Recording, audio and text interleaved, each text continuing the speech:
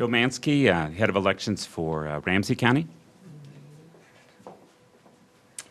I don't know that I need to amplify on anything that was said here, but I think the one thing that you could walk away with today is that that we do take on the voter registration in a fair and non-discriminatory manner. No matter where we get the cards, we do our best to enter it into the system as rapidly as we get it. I think, as you heard Mark explain, every voter registrant gets passed through the driver's license database, and periodically also we have the ability to use the Social Security database. Is it a flawless system? No, but it would be difficult to develop such a system with the amount of money that you would be prepared to give us. But we're very confident in the accuracy of our voter records. And our last, Rachel Smith, from Head of Elections in Anoka County. Hi, thank you. My name is Rachel Smith, and I'm the election manager for Anoka County. And we are here also to reiterate that in Anoka County, we, number one, follow our election laws meticulously. We have those written for us in precise language, and we follow that at all times. And number two, that we believe our records reflect accurate information. And number three, if there is a voter violation, or if there's an allegation of a voter violation, those are immediately sent to the county attorney for investigation, and we take those very seriously. Thank you. Thank you, everyone. I want to just thank all the county election officials who've come up today, but also to extend beyond them to the 30,000 Minnesotans who make it possible for us to hold elections as election judges, the dedicated staff in the counties, the townships, and the towns. It's a huge infrastructure that serves us as citizens to keep our democracy alive. So thanks to them, and thanks to all of you from the media for being here this morning. I just wanted to open up to questions, and feel free to address them to anybody, or we'll try to make sure that you get the answers from the people who really know this at the grassroots level. So thank you again. How about anybody from the counties, which is what you're basically saying, that the counties, is there voter fraud in your county? In the city of Minneapolis, is there voter fraud? Never found any. Well, will somebody address this? It's a serious question that many Joe, voter fraud in Ramsey?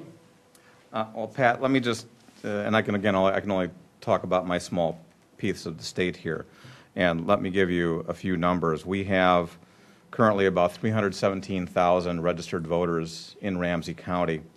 And as I think most of you know, that anytime that we have a question about the veracity or accuracy of someone's voter record, we're required by law to send them over to the county attorney for investigation. Recently, I have sent, I think, a grand total of 16 voter records on which we have some question to the county attorney.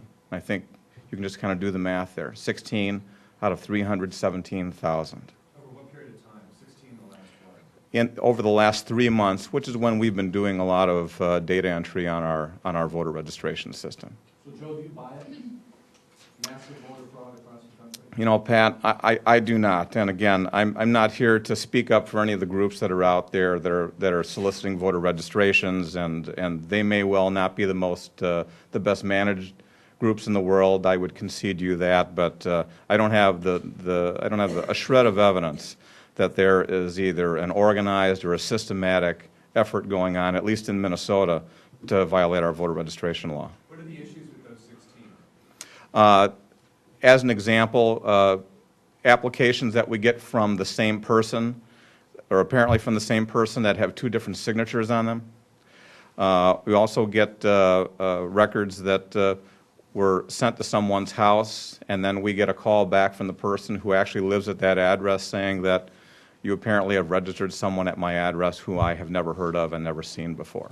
So those go right over to the county attorney's office for investigation. Any issues with this flag? And again, some of the 16 that I was just talking about may well be from the Acorn group, but again, even if they were, we probably have gotten 6,000 voter registration cards from the Acorn organization this year.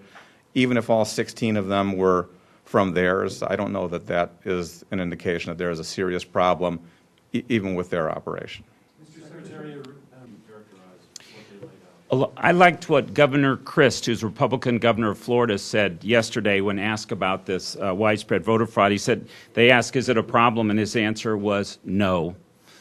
And to the question of, is our list of voters indication of widespread fraud, the answer would be no.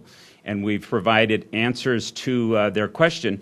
I found it curious in their, because of course my predecessor is their executive director, so some of the questions seem like that we should have sent it back and say, please have Secretary Kiffmeyer answer these, because they had to do with things during her time in office.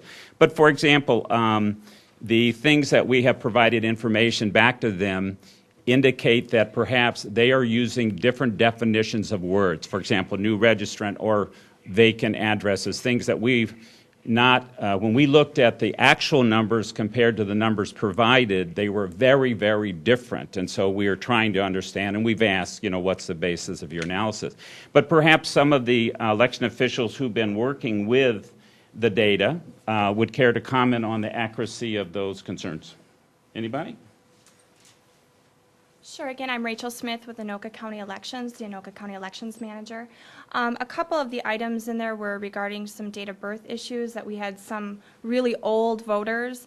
And the reason for that was because prior to 1983, voters were not required to put a date of birth in. So they were assigned a dummy year, which happens to be 1900. And that would mean, that's one of the reasons why there was such a high number of people around the age of 108. If not, why are you holding this? Well, we've certainly seen an increase in interest in the elections this year, starting with February, the caucuses, all through the year. But this is maybe the first year that a national presidential campaign has attempted to use as a strategy creating a cloud over the veracity of a whole election as a political strategy. That's a little unusual. But we are all subject to national media. So when there are press reports about the inaccuracies and failures of computerized voting, the touchscreen voting that you hear so much about, we get flooded with phone calls saying, get those machines out of Minnesota, get those machines out of here. So people in Minnesota hear the national media and they call our office. So that's one thing. But the second thing is, frankly, there hasn't been the kind of attention to the system through the process of cooperation like we've had in the last 2 years. The fact that it took 139 days to do a recount before, and these folks did it with our staff in 55 hours, means that the work that we've all done to build relationships to make the system better have been successful. And actually, having a press conference to discuss how elections work is something that we think will help make the process go smoother, because when people show up, they hopefully will have fewer questions. So that the reporting that has been done nationally and at the state level that have helped people get involved and interested in the process, we think will continue and just build. And it's also an opportunity for you to talk to the people who are actually doing voter registration, the people who train the election judges, who rent and make arrangements for the space, who actually conduct the elections themselves. We are proud to be the partners with the election officials of the state, but maybe this is the first opportunity that some of you have had to actually talk to the people who truly run the elections here in Minnesota. So do you take offense? I'm sorry I have to ask this. Yeah, yeah. I know you're a Democrat and these have been partisan accusations. What are your party designations? Does any... Nonpartisan. I don't know of any county that allows election officials, whether they're elected, most are elected, or appointed, to have any party affiliations.